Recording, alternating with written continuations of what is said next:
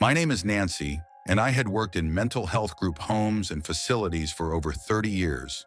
I had seen it all, and not much frightened me. Preferring night shifts due to a lifelong struggle with insomnia, I figured that if I wasn't going to get any sleep at night anyway, I might as well be working. The pay wasn't great, but it paid my bills, and I enjoyed the connections that I made with my coworkers and residents over the years. When the night shift opening at Everlove Behavioral Health Group home was posted 6 weeks ago, I immediately applied and got the job. As I lay on the living room couch in the darkened front room, I listened to the sounds that penetrated the quiet. The ticking of the clock that hung next to the television sounded loud in my ears. A car would drive by every so often, lighting the room briefly with its headlights. Besides the low hum of the refrigerator, there were few other sounds. But what is that shuffling noise? It was familiar as I had heard it every night of the last month I had worked at Everlove. The first few times I heard the shuffling noise, I just assumed residents also struggled to sleep at night and were pacing around in their rooms. I never looked for the source because it didn't occur to me that the noise didn't belong. Long hours awake at night meant that I often heard strange sounds that were simply masked by the relatively louder daytime noises. But this time I was more aware of the sound. This time felt different. That is when I realized I could also hear quiet murmuring. I strained to hear the words, but it was far too quiet. Slowly walking into the hallway, the sound became more distinct, and I could tell it was coming from Stan's room. Stan suffered from schizophrenia and frequently had auditory and visual hallucinations. Hesitating at the door, I wondered if I should knock and check on him or just let it pass. I was just about to turn back to the couch when Stan began yelling, "I won't do it! You can't make me!" I knocked on the door announcing that I was coming in to check on him and not to be alarmed.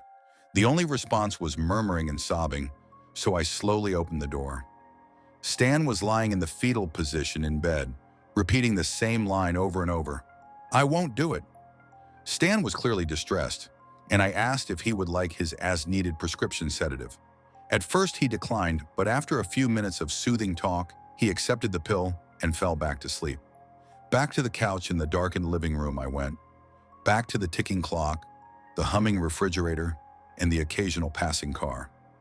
The shuffling noise had stopped, and I had all but forgotten about the previous incident with Stan, when again I heard him yell. This time it was not words but a guttural scream, afraid that his outburst would wake the whole house and cause even more trouble for me. I ran to his room and threw open the door without knocking. Stan was no longer in bed. He was standing straight up with a look of pure horror on his face and a bedside lamp clutched in his hand. I was no fool, and I knew better than to try to restrain him. I calmly asked Stan what was bothering him and offered to help in any way that I could. Stan just stood there, gripping the lamp and staring directly at something invisible to me. Several minutes of cajoling worked, and I managed to get him to release the lamp and get into bed. Stan's demeanor changed. The electric energy he had been exuding had relaxed into tearful exhaustion. He begged me to check his room before I left. He wouldn't tell me what to look for. It was just something that shouldn't be there. After checking every square inch of the room, he sighed and fell asleep once more. I left the room amazed that Stan had that reaction considering the highly potent sedative he had taken just an hour prior. My watch said 4 in the morning. 3 more hours until my day shift relief person would arrive. Hopefully all would be peaceful until then. By 5 in the morning, the winter sky was still dark and residents were all still in their rooms. That's when I heard the strangest sound yet. I strained my ears once more to try and figure out what it was. At first I heard the familiar shuffling. That was followed by some quiet groans and heavy breathing. After a few minutes, I heard what sounded like dripping. What could possibly be dripping? I checked every sink and shower. No faucets were dripping. Where was it coming from? That's when I turned the bend from one of the bathrooms to the hallway with Stan's bedroom. The dripping noise was definitely coming from that room. Had it been daytime, there is no way I would have heard it. However, the night shift was quiet, and each drop left a distinctive sound as it hit the hardwood floor. Quietly, I knocked on Stan's door. No answer. I then whispered, "Stan, are you up? Do you need some help with something?" No answer. I wrestled in my head whether or not to open the door. If he was asleep, I didn't want to wake him. He was so distressed earlier. He needed the sleep, and I didn't want the other residents to be disturbed. After some back and forth, I decided to let him be until med call at 7. The sun slowly rose and light began to fill the group home through the large living room window. My relief worker would be here soon. I just needed to dole out each resident's morning medications. I realized with a start that I could still hear the dripping sound. I must have tuned it out the past couple of hours. Maybe I did fall asleep on the couch after all. Curious, I walked back to Stan's room. Yes, the dripping was not my imagination. As far as I knew, the only liquid in the room was a small glass of water on the nightstand from when he took his pill the night before. But that small of an amount would certainly not still be dripping if it spilled 2 hours before. I quietly knocked and whispered to Stan again through the door, but there was no answer. As silently as I could, I opened the door a crack to peek inside. Stan was not in bed. I opened the door all the way. Stan was not to be found. There was only one place to hide in this room, the closet. Summoning all my courage, I slowly walked over to the closet and gripped the doorknob. The dripping could be heard even louder. I very slowly opened the door, revealing Stan sitting in darkness inside. As I turned on the closet light, the full horror of what I was seeing hit me. Blood rivulets were dripping from Stan's gouged eyes and ears. The droplets made a very distinctive sound as they hit the wooden floor. He was gripping a bloody pencil and smiling. Sensing my presence, he said, "I finally got them to stop. I finally got them to leave me alone," with fresh and drying blood covering his face and clothing. I was just about to help him out of the closet when I stopped in frozen fear. Not because of the terrible sight in front of me, but the unmistakable sound of shuffling right behind me. I work at a gas station in a forgettable little town in Illinois, about 5 hours south of Chicago. When I was a kid, I never thought I'd end up working the graveyard shift 5 nights a week, 100 feet from the off-ramp. I always dreamed of being a firefighter or a teacher, maybe even playing guitar in a rock band. But by your late 30s, you start to realize the difference between dreams and reality. I don't know whether it was my own bad luck or my inability to stick with college, but I was stuck working from 9 at night to 5 in the morning for my paycheck. You meet a lot of interesting people in my line of work. Maybe interesting isn't the best word. I'll just say there's a lot of characters roaming around at 2 in the morning. To tell the truth, I like the night shift. It's slower and I get paid an extra 75 cents an hour. Though I haven't been robbed yet, and I'm sure looking down the barrel of a gun would change my tune. I have my regulars and I've come to enjoy their company. Mostly, some I could do without. There's Scratchy. I don't know his real name, but he comes in around 11 nearly every night to buy $10 worth of instant lottery tickets. There's Mrs. Fletcher. She lives down the block and rolls up on one of those mobility scooters every week to get milk and cat food. Nice old lady. Made me a plate of cookies last Christmas. One of my favorites was Steve, and not because he was a great conversationalist. He wasn't as far as I knew. I only know him from his name tag on his McDonald's uniform. He sometimes rolled in around 3:30 in the morning to get gas before his 4 o'clock shift. Whenever I saw good old Steve, I knew it wasn't long before I got to go home. Those are some of the nicer ones I get to interact with. Now let me tell you about one of the nasty ones. It was a Wednesday morning in early spring, I think. I was reading a horror anthology. King, Bradbury, Block. The usual suspects. An oldie but a goodie turned off Main Street and rolled up to the entrance. That's what I call classic cars. I always liked older cars, and since I started working here, I would often glance through the many hot rod magazines we sold. I recognized it immediately. A 1978 Diamond Jubilee Edition Thunderbird, all black with tinted windows. A tall man with pale drooping features stepped out. If I had to guess his profession from how he was dressed, I would say something like funeral director. A black suit jacket hung from his rigid frame. I noticed mud on his shoes and the hem of his slacks. I nodded and mumbled, "Hello." He walked to the aisles, ignoring my greeting as if I didn't even exist. He brought a box of garbage bags, a roll of duct tape, our biggest size bottle of Clorox bleach, and a hacksaw to the counter. And yes, we sell hacksaws. You'll find them between the ratchet sets and the shot glasses. I make it a rule not to think too hard about what people buy. It's none of my business unless it's an underage kid trying to buy booze or wannabe meth maker trying to buy up all our cold medicine or nail polish remover. The old guy's selection was suspicious, but suspicion and guilt are two different things. It wasn't until I rung him up that I got that uneasy feeling that comes so easily to someone who works alone late into the night. He pulled a small red purse from under his jacket and rifled through it.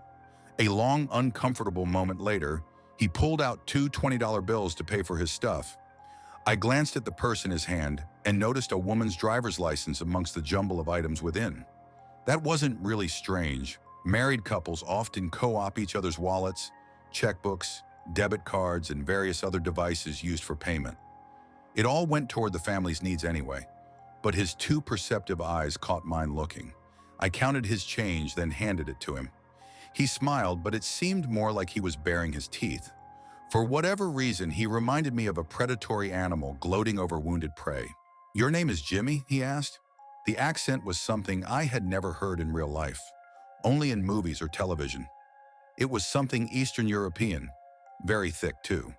"Yes," I replied. "Let me bag this up." I bagged it, then pushed it across the counter.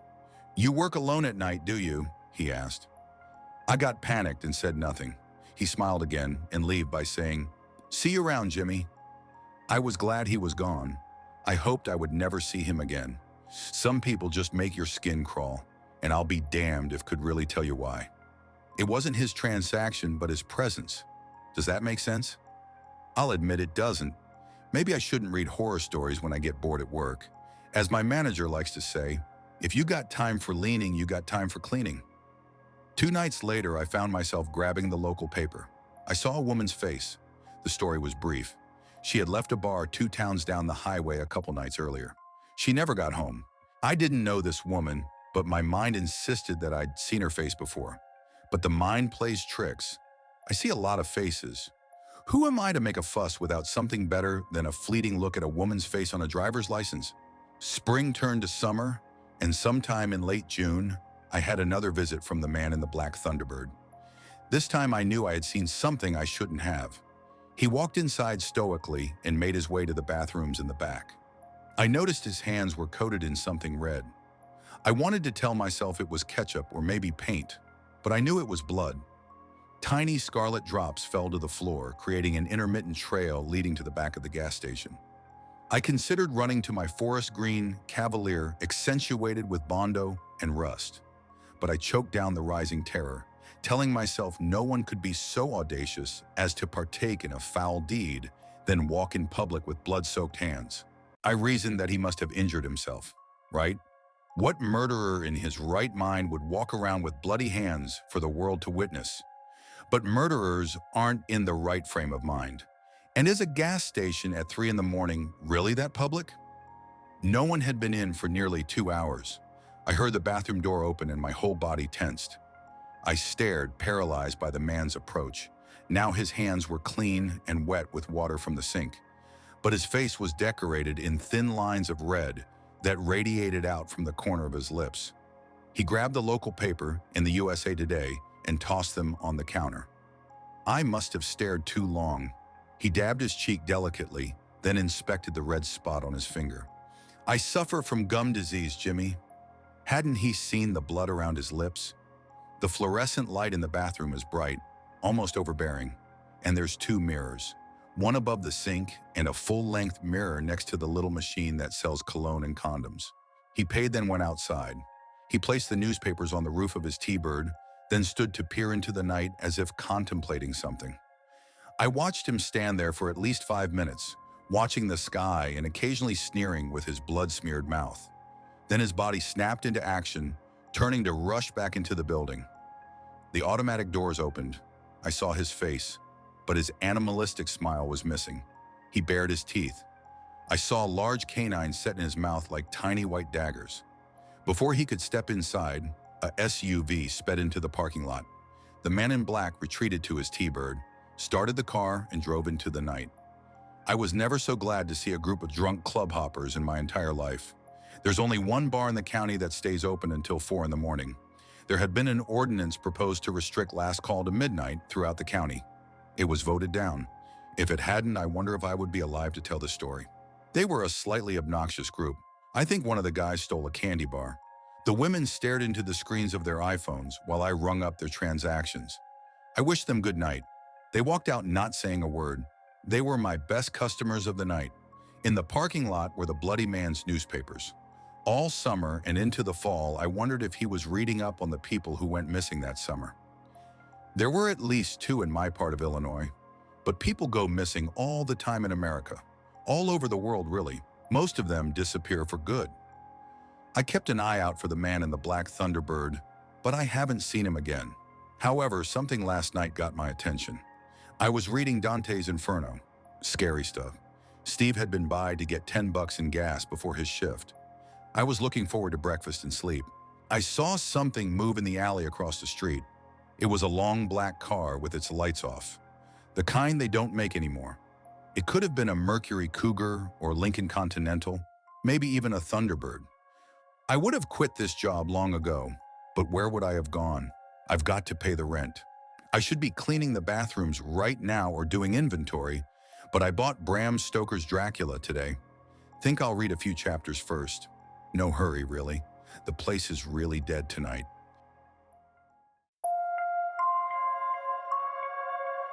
I worked in the radiology department in a hospital in Cardiff, Wales, UK for about 3 years as an admin and clerical officer before getting a promotion working in medicine. During these 3 years, I saw a lot of things, ranging from patients dying in the MRI scanners to patients having an X-ray for inserting a meat thermometer into their urethra. Nights always seemed the craziest. One time a patient came in with armed police after an altercation, which involved a knife in the middle of the city center, and just so happened the person he had the altercation with was having an X-ray too. This caused a second altercation right in front of me. Chairs were thrown, a trash bin or two, and then wheelchair. So I have seen things, some funny, some stressful, some sad, and many bonkers. But this one night, something scary. I would start a night shift about 7 p.m., then would work till 8:30 a.m. the next morning. This was the standard night shift for our department. We would usually do 3 nights in a row before doing 4 days off. After the 3rd night, you were ready to sleep for a week. The strange thing was, this was my first night of the 3, so not at all tired. It started off normal. I arrived at the department, took over from the day staff, logged into my PC. During this time, we usually would set up our phones or tablets to watch movies or the latest TV series, as there would be a lot of downtime between patients. Like I said, the first few hours, nothing that interesting. Just your average run-of-the-mill night in radiology. Then it came to my break. Now, before I tell you more, I should probably explain the layout of this hospital. This hospital is the largest in Wales. It's a teaching hospital, and it's pretty old. Now, the best way to get from A to B in this hospital is through what we call the tunnels or the catacombs. These consist of very dimly lit corridors, old abandoned rooms, tunnels, and other creepy, decrepit areas. The morgue is also found in these corridors. So it's not a nice place to be during the day, let alone the middle of the night. But it's the quickest way to get places if you're staff. There's always been rumors and mumblings of strange things happening in these tunnels. Some people say they saw ghosts in old-fashioned porter uniforms, taking wheelchairs to pick up patients. Others say they have seen shadows following them from the corner of their eyes, but one person has claimed they were attacked by a person wearing an old nurse's uniform from the 70s. This place is creepy, even at the best of times. But for me, never really fazed me. I've been down there hundreds of times before. The worst experience up to this point was having a sluice pipe drip human waste on my head. That in itself was a horror show. But tonight would be something altogether different and maybe not even of this physical world. Like I said before, very quiet night. I had been watching the latest series of One Piece because I'm a geek. During my downtime, then a radiographer or radiology technician for my American friends out there came to take over and cover me for my break. I decided to go to the 5th floor where the sanctuary, multi-faith chapel, was located. On a night shift, it was one of the most peaceful places in the hospital. But to get there, I had to walk through the tunnels to reach the nearest elevator. I set off on my journey, which would usually take about 15 minutes, scanned my key card on the main entrance to the tunnels, then proceeded to walk through. 2 minutes in, I started to feel like someone was walking behind me. It being a busy hospital and basically the tunnels acted like the highway, I didn't think anything of it. Suddenly I heard panting like someone was trying to catch their breath after going for an intense run, so I turned around to check and saw nothing. A bit strange, but thought it was nothing. Maybe just one of the pipes above my head creaking or a generator pumping. So I carried on walking, but I kept feeling like someone or something was watching me and was walking behind me. Out of sheer confusion and fear, I missed my turn towards the elevators and found myself in a large section of the tunnels that I have never been before. Littered with old stretchers, beds, hospital furniture, and equipment. Some of this stuff was over 50 years old, maybe older, just left to decay in a dark, smelly, decrepit, and dusty corridor. This was starting to really creep me out, because in all of this confusion, I realized I was lost. It almost felt like I had fallen into the back rooms. Everything looked the same. I could feel a tightening in my chest and could feel the start of a panic attack. I remember clutching my chest and running down a corridor trying to find a signpost or something to tell me where I was. The sense that something was watching me got stronger. Suddenly, I felt something hit my arm in force, almost like someone using a baseball bat. I remember falling to the ground, pulled myself across the floor towards the cold, dusty wall, and looked around frantically, trying to find an explanation to what the heck just hit me. Then something caught my eye. It was almost like a black mist with glowing red eyes. It was about 20 meters away from me, just hovering in the middle of the corridor. Was this the thing that had been stalking me the entire time? I got back up and sprinted. I ran down what it felt like 100 different corridors until I found a housekeeper, janitor. He asked me what was wrong because I looked pale, but I couldn't get any words out. He then grabbed me by the arms with a firm grip and said, "Did you see it too?" That was the last time I ever stepped foot in the tunnels. To this day, I hear rumors of strange things. I'm not sure what I saw that night. Maybe I was tired. Maybe I was stressed. Maybe it was something. Why else would the janitor ask me if I had seen it too? What else is down there? Well, I can tell you one thing for sure. I won't be going to find out. But curiosity got to me and I changed my mind for science. This is where my friend comes into the picture. I decided if I was going to actively investigate the tunnels, I would need at least one extra person. So who better to ask than my friend Ryan? Ryan is a tall, stocky gym guy, so at least I had a bodyguard. He also works for security, so he's got a fairly decent idea of the layout of the tunnels.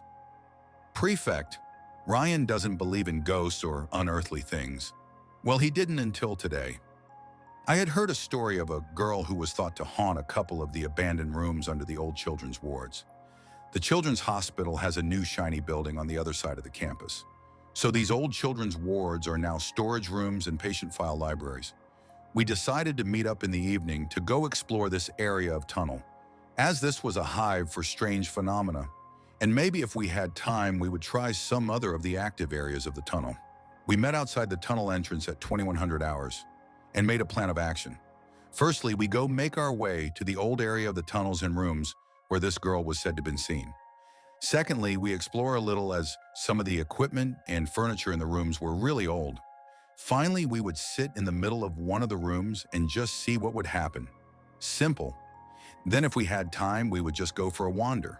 Like I said before, I had an experience in the tunnel a bit over a year ago now, which is still fresh in my memory. But I have Ryan here, so I'm sure everything will be fine. We scanned our cards and the doors to the tunnels opened. I won't lie, I was very much on edge. We started to walk into the tunnels and made our way through the first few sections. Then suddenly we realized we were in the old area of the building. It then hit me like a ton of bricks. The reality of what I was doing. Am I crazy? I said to myself, no, this is for science. We got closer and closer to the section of tunnel we were planning on going. The tunnels were dark and poorly lit. Ryan had to pull out his torch, it got so dark. Ryan then shone his torch on the wall, and you could see old paintings of animals, clowns, a circus, and old painted faces that the children who attended the hospital painted and stuck on the walls. Perfect setting for a horror movie, isn't it? If I'm being honest, yay, it was creepy, but I kinda expected something like this, so we carried on going. We finally got to the section of the tunnels we were wanted to get to. We looked around a little and noticed a few doors. 2 were padlocked, one had a padlock that had rusted and was hanging on by a thread. The other door had been rotted to basically dust. We put on our face masks because we are careful guys, and because black mold and asbestos are real things, and proceed to enter the rotten doorway. Ryan flashed his touch around, but there wasn't much to see in there. Maybe a couple of chairs and an old desk. Nothing worthwhile, so we moved to the next room. I pulled the rusted padlock, which disintegrated in my hands, then pushed the door open. And I mean, man, the smell that hit us from that room was disgusting. There was a moldy, sticky liquid covering the whole of the floor. We noticed old gallon jerry cans of iodine and other chemicals that had spilled all over the floor, and the countless carcasses of dead mice and rats that littered the floor was crazy. We decided to skip the room and try one of the more secure doors. This is where things got creepy. Ryan decided he would ram one of the old doors with his shoulder, thinking it would dislodge the old hinges and make the door swing open. It did not.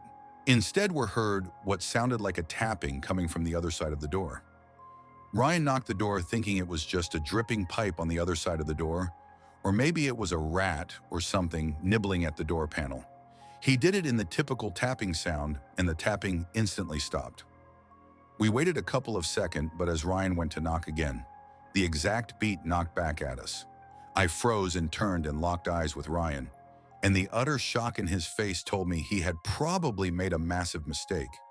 Suddenly, before we even had chance to run, Ryan passed out and fell into my arms. I wanted to run and leave him there, but he's my mate, and I know he wouldn't do that for me. So I started to drag him away from the door. The knocking stopped and there was just complete silence. A couple of seconds after, Ryan started to wake up.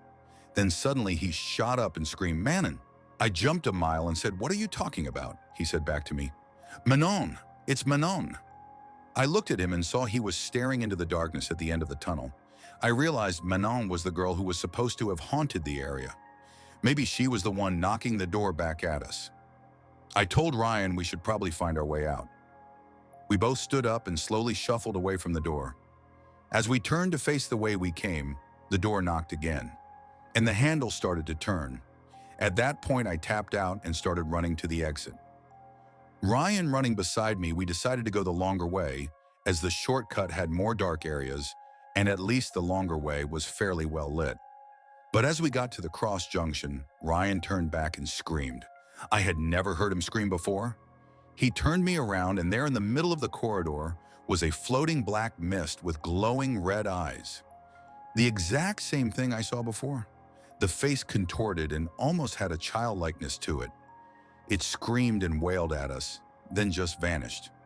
We couldn't get out of the tunnel quick enough. We managed to get to the exit, and we just fell to the floor and just looked at each other.